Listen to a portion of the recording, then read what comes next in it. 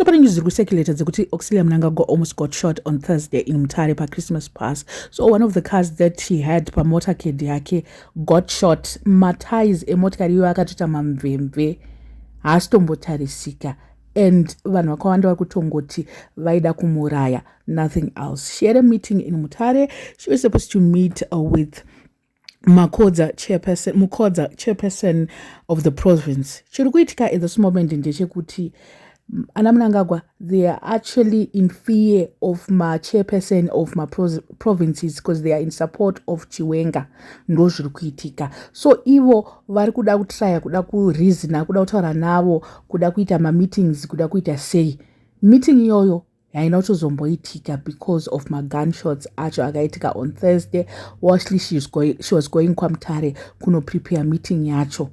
Pakazongonzi my first lady vazongokurudzira vanhu 1 2 3 vanhu vakapiwa mafood hampers vakaita sei.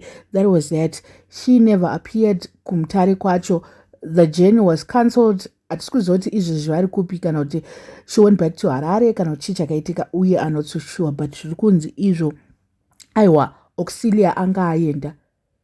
Pane vamwe vanhu vari kutaura kuti izvi vakazviita ivo. It was an inside job to blame Chiwenga. I don't know what you guys think. But zvikunzi motorcade, it's so difficult for kuplana zvese izvi kuita administration yese yekuti vazosvika kuti motorcade yazo, because those people are heavily armed, and those people you cannot just fire.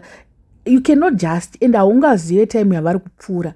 So zvikunzi it was an inside job yekuti vazoblema kuti Chiwenga ndiyakonzeresa azoita sei. I'm not so sure about that, but zita raChiwenga ari kuincludwa panyaya iyoyo kuti angange ari here. Who is doing all this?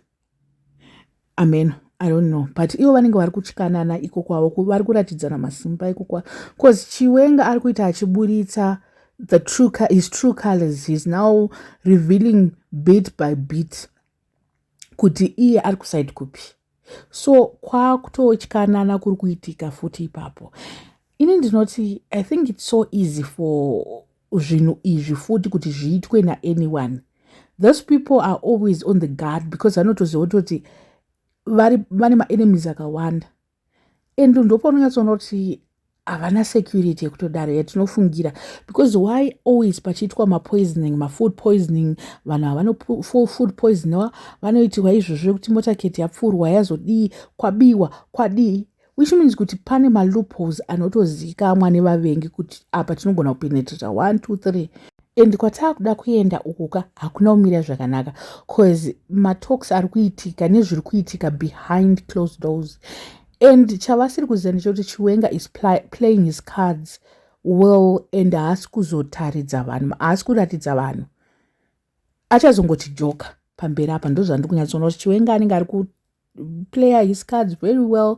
Haasi kuita kunge ari kuita senge anavo iye asinavo, but mazuva ano ari kuvapawo mahints kuti 1 2 3 nemaspeech ari kuita these days. So regai tingoona kuti zvichamira sei, but anyway ini ndinongoti pachavo ikoko dai vakatongo handisi kuda kutaura izvi because pamwe YouTube doesn't like kuti nditaure izvozvo, but you know what, a lot of people wishes kuti dai pakangoitika drama more panhu pacho, dai pakangoitika vanhu ava vari kutitambudza man, dai takangoziva kutoti panapa one problem yedu hapasina, taakudhila nezvimwe. Ndo zvatinongowishawo kuti dai zvinhu zvacho zvakangoita kamwe kuti problem 1 yedu yakapedzisira yasolveka ipapo paincident iyi, because vanhu ava vanotijairira man. So let's just wait and see, but interesting times are ahead. Iyi nyaya iri kutongotsikwa vari kuihwandisa, but it really happened because vanhu kwaMutare vari kutaura kutoti pane zvakatoitika, rodhi yakatovharwa, vanhu vakatombomiswa nenyaya iyoyi.